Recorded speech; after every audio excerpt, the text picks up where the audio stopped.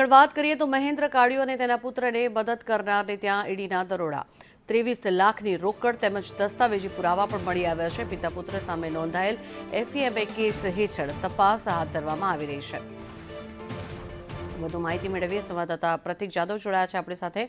પ્રતિક, ઈડીના દરોડા પાડવામાં આવ્યા છે, દરોડામાં શું સામે આવ્યું?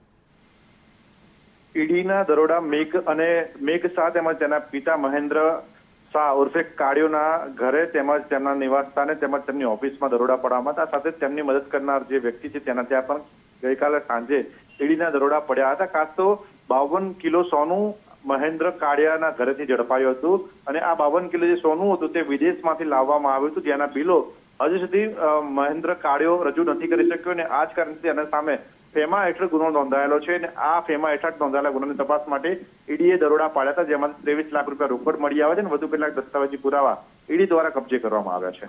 જી આભાર પ્રતિક, સમગ્ર માહિતી બદલ।